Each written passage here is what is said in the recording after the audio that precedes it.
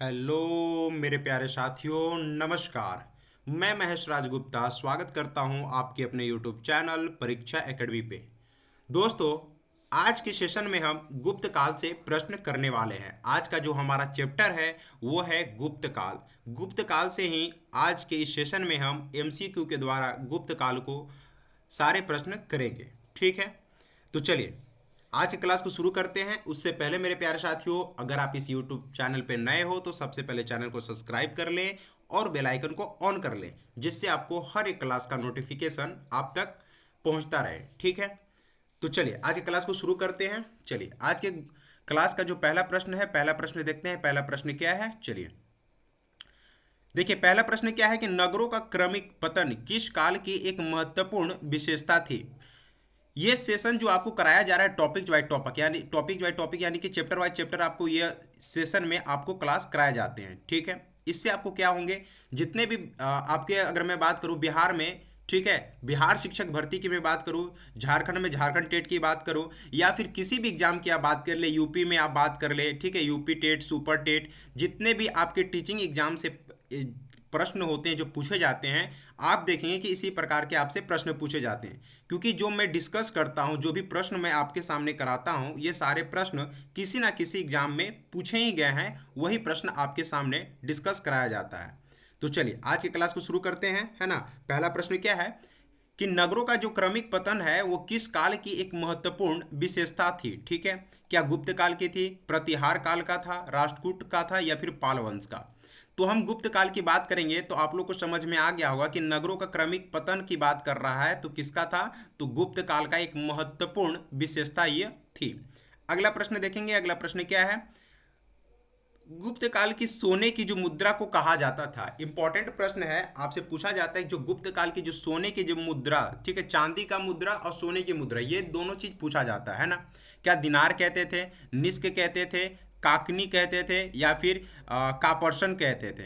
ठीक है, तो सोने की मुद्रा को क्या कहते थे, दिनार कहते थे। क्या कहते थे मेरे दोस्तों, दिनार कहा जाता था। अगला प्रश्न देखेंगे। अगला प्रश्न क्या है, किस गुप्तकालीन शासक को कविराज कहा गया है। आपको बताना है कि किस गुप्तकालीन शासक को क्या कहा गया है, कविराज। क्या श्रीगुप्त को कहा गया है, चंद्रगुप्त को कहा गया है, समुद्रगुप्त को कहा गया है, या फिर इनमें से कोई नहीं, है ना। तो अगर मैं गुप्तकालीन शासक की बात करूं, कविराज की पूछा जा रहा है, तो कौन हो जाएगा, समुद्रगुप्त, बिल्कुल इसका सही आंसर हो जाएगा।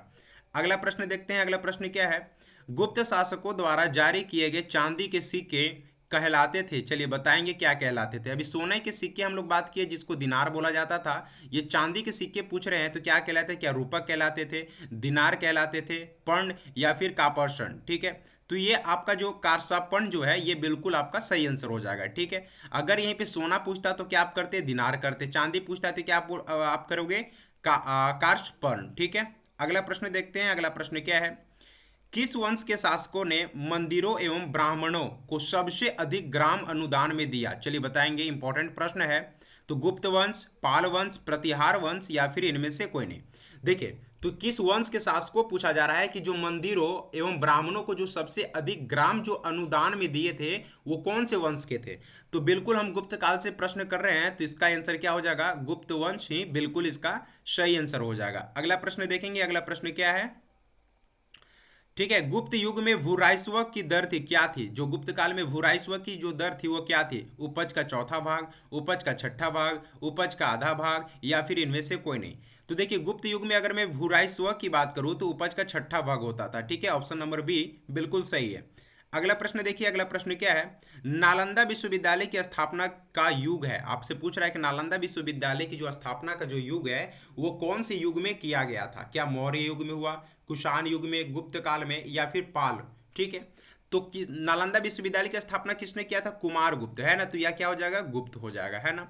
अगला प्रश्न देखेंगे। अगला प्रश्न क्या है, कुमार संभव महाकाव्य किस कवि ने लिखा। चलिए आप लोग बताना इसका, क्या कालिदास जी के द्वारा लिखा गया, क्या हरिश्चंद्र जी के द्वारा लिखा गया, चंद बरदाई जी के द्वारा लिखा गया, या फिर इनमें से कोई नहीं। चलिए आप लोग इसका सही आंसर करेंगे।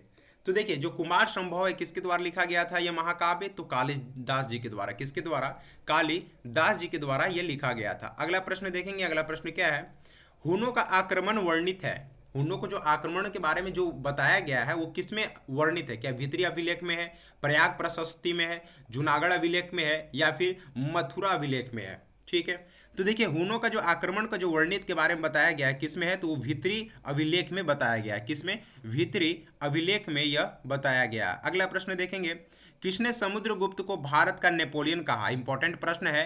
क्या वी ए स्मिथ को कहा गया, के पी जायसवाल को कहा गया, एच सी राय चौधरी को कहा गया, या फिर आर सी मजूमदार को बोला गया था? किसने समुद्रगुप्त को भारत का नेपोलियन कहा? तो किसने बोला था? तो वी ए स्मिथ। किसने बोला? वी ए स्मिथ जी के द्वारा बोला गया था। अगला प्रश्न देखते हैं, गुप्त काल में ताम्र की मुद्रा का प्रचलन किसने कराया? क्या चंद्रगुप्त प्रथम के द्वारा, स्कंदगुप्त जी के द्वारा, समुद्रगुप्त के द्वारा, या फिर विष्णुगुप्त के द्वारा? चलिए, तो देखिए इसमें जो प्रचलन की जो बात करेंगे तो किसने किया था? ताम्र मुद्रा की बात कर रहा है ना, तो कौन हो जाएंगे इसका? समुद्रगुप्त। समुद्रगुप्त कहाँ है? ऑप्शन नंबर सी बिल्कुल सही आंसर हो जाएगा, है ना। तो गुप्त काल में जो ताम्र की जो मुद्रा का जो प्रचलन हुआ था किसने कराया था? समुद्रगुप्त जी के द्वारा कराया गया। अगला प्रश्न देखिए, अगला प्रश्न क्या है, समुद्रगुप्त का समकालीन श्रीलंका का राजा था? बहुत इंपॉर्टेंट प्रश्न है ये, है ना। महेंद्र था, विजयबाहु था, मेघवर्ण था, या फिर चंद्रवीर, है ना। तो देखिए समुद्रगुप्त का समकालीन अगर श्रीलंका की बात करता है तो कौन हो जाएगा इसमें? मेघवर्णन जिसको बोलते हैं ना। ऑप्शन नंबर सी बिल्कुल सही आंसर है। अगला प्रश्न देखिए, अगला प्रश्न क्या है, गुप्त काल में भुक्ति क्या थी? ठीक है, भुक्ति, गुप्त काल में एक भुक्ति होता था, उसको क्या बोलते थे? क्या राज होता था, मंडल होता था, जिला होता था, या फिर परगना होता था? क्या होता था? भुक्ति। तो क्या होता था? ये एक तरह का क्या होता था? राज्य को क्या बोलते थे? भुक्ति बोलते थे, है ना। अगला प्रश्न देखिए, अगला प्रश्न क्या है, सती प्रथा का उल्लेख करने वाला प्रथम अभिलेख था किसमें? सती प्रथा का जो उल्लेख करने वाला जो प्रथम अभिलेख था वो अभिलेख कौन था? क्या अहोल अभिलेख था, एरन अभिलेख था, नाना घाट था, या फिर जूनागढ़ यहाँ पे होना चाहिए? ठीक है, यहाँ पे जूनागढ़। चलिए इसको आप हटा दीजिए ऑप्शन, है ना। आप लोग इसी में से बताइए क्योंकि इसी में से एक आंसर है। तो सती प्रथा का जो उल्लेख करने वाला जो प्रथम अभिलेख था किस पे हुआ था? एरन अभिलेख में, ठीक है, जो कि भानुगुप्त का था, है ना। चलिए अगला प्रश्न देखेंगे, अगला प्रश्न क्या है, देखिए अगला प्रश्न क्या है, क्वेश्चन नंबर 15 देखते हैं, गुप्त वंश का प्रथम शासक किसे माना जाता है? आपसे पूछ रहा है कि गुप्त वंश का जो प्रथम शासक है वो किसको मानते हैं? क्या चंद्रगुप्त को बोला जाता है, श्रीगुप्त को बोला जाता है, घटोत्कच को बोला जाता है, या फिर रामगुप्त को बोला जाता है? चलिए आप लोग इसका सही आंसर करेंगे। तो गुप्त वंश का जो प्रथम शासक किसे माना जाता है? बिल्कुल सही है, यानी कि क्या हो जाएगा? श्रीगुप्त जी को। किसको बोला जाता है? श्रीगुप्त जी को ही गुप्त वंश का प्रथम शासक माना जाता है, ठीक है। चलिए क्वेश्चन नंबर 16 देखते हैं क्या है, गुप्तकालीन दशावतार, ठीक है, दशावतार मंदिर कहाँ स्थापित है? आपको बताना है कि गुप्तकालीन जो एक दशावतार मंदिर है वो कहाँ स्थित है? क्या देवगढ़ में है, तिगांव में है, भीतर गांव में है, या फिर इनमें से कोई नहीं? चलिए आप लोग इसका सही आंसर करेंगे। देखिए तो गुप्तकालीन जो दशावतार जो मंदिर है वो कहाँ पे है? बिल्कुल सही है, क्या है यहाँ पे? देवगढ़ में। कहाँ पे है? देवगढ़ में ही क्या है आपका? वहीं पे गुप्तकालीन दशावतार मंदिर है ना। अगला प्रश्न देखिए, अगला प्रश्न क्या है, चलिए ठीक है, प्रश्न नंबर कितना देखेंगे? 17। देखिए किस युग को क्लासिकल युग कहा जाता है? बहुत ही महत्वपूर्ण प्रश्न है, आपको बताना है कि किस युग को क्लासिकल युग कहा जाता है। क्या मौर्य युग को कहा जाता है, गुप्त युग को कहा जाता है, कुषाण युग को कहा जाता है, या फिर सातवाहन युग को कहा जाता है? तो किस युग को हम क्लासिकल युग कहते हैं? बिल्कुल सही है, गुप्त युग को ही हम क्या कहते हैं? क्लासिकल युग कहते हैं। ऑप्शन नंबर बी बिल्कुल सही है। अगला प्रश्न देखिए, अगला प्रश्न क्या है, प्रश्न नंबर 18 देखते हैं क्या है, किस गुप्त राजा को देवगुप्त भी कहा जाता था? चलिए आपको बताना है कि किस राजा को हम लोग क्या कहते थे? देवगुप्त के नाम से भी जाना जाता था। क्या कुमारगुप्त को बोलते थे, समुद्रगुप्त को बोला जाता था, चंद्रगुप्त प्रथम को, या फिर चंद्रगुप्त द्वितीय को बोला जाता था? तो किसको बोलते थे? किस गुप्त को राजा को, है ना, किस गुप्त राजा को देवगुप्त भी कहा जाता था? चलिए आप लोग बताएंगे। तो इसका जो सही आंसर होगा क्या हो जाएगा? चंद्रगुप्त द्वितीय को, है ना, चंद्रगुप्त प्रथम नहीं होगा, ठीक है, आप लोग चंद्रगुप्त प्रथम नहीं कीजिएगा, है ना। क्या हो जाएगा? चंद्रगुप्त द्वितीय को ही देवगुप्त के नाम से भी जाना जाता था, ठीक है। अगला प्रश्न देखिए, अगला प्रश्न क्या है, चलिए प्रश्न नंबर 19 देखते हैं। प्रश्न नंबर 19 क्या है, भारत में प्राचीनतम ऐतिहासिक खगोलविद कौन है ना। क्या पूछ रहा है, जो भारत में जो प्राचीनतम ऐतिहासिक जो खगोल विद है वो कौन है? क्या चरक हैं, वाहर मिहिर हैं, या ब्रह्मगुप्त हैं, या फिर आर्यभट्ट हैं, है ना। तो इसका जो सही आंसर होगा क्या हो जाएगा, भारत में पूछ रहा है ना, ठीक है, ऐतिहासिक खगोलविद पूछ रहा है ना, ठीक है, कौन हो जाएंगे हमारे, कौन हो जाएंगे, बिल्कुल कौन हो जाएंगे, ऑप्शन नंबर डी सही हो जाएगा, यानी कि आर्यभट्ट थे। कौन थे, आर्यभट्ट, है ना। चलिए अगला प्रश्न देखते हैं, अगला प्रश्न क्या है, प्रश्न नंबर 20 देखते हैं। किस गुप्त सम्राट को महाराजा धीराज के रूप में वर्णित किया गया, इंपॉर्टेंट प्रश्न है ये, जो महाराजा धीराज के रूप में जो वर्णित किया गया है, किसे किया गया है, क्या श्रीगुप्त को कहा गया है, घटोत्कच को कहा गया है, चंद्रगुप्त को कहा गया है, या फिर समुद्रगुप्त को कहा गया है। चलिए तो देखिए इसमें किसको बोला गया है, तो बिल्कुल सही है, चंद्रगुप्त जी को बोला गया है। किसको बोला गया है, महाधीराज की उपाधि किसने लिया था, तो चंद्रगुप्त मौर्य जी ही लिए थे, है ना, चंद्रगुप्त, ठीक है।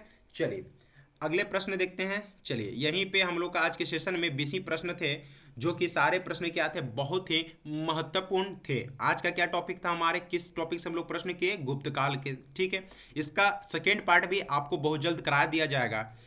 चलिए ठीक है, तो आज का सेशन कैसा लगा आपको, आप सभी कमेंट करके जरूर बताएंगे और वीडियो को जरूर लाइक करेंगे। और मेरे प्यारे साथियों, अगर आप इस यूट्यूब चैनल पर नए हो तो सबसे पहले चैनल को सब्सक्राइब कर लेंगे और बेल आइकन को ऑन कर लेंगे, जिससे आपको हर एक क्लास का नोटिफिकेशन आप तक पहुँचता रहे। देखिए ये जो सेशन आपको कराया जा रहा है, इस सेशन में जुड़ने से आपको एक फ़ायदा है क्या, कि आपके क्या हो जाएंगे, यानी कि टॉपिक बाय टॉपिक आपको एमसीक्यू के द्वारा क्या हो जाएगा, सारे प्रश्न आपके क्या हो जाएंगे, कवर हो जाएंगे, ठीक है। एक तरह से कम समय में ज़्यादा रिवीजन आपको करा दिया जाता है, ठीक है। तो चलिए फिर मिलते हैं अगले सेशन में, तब तक के लिए धन्यवाद।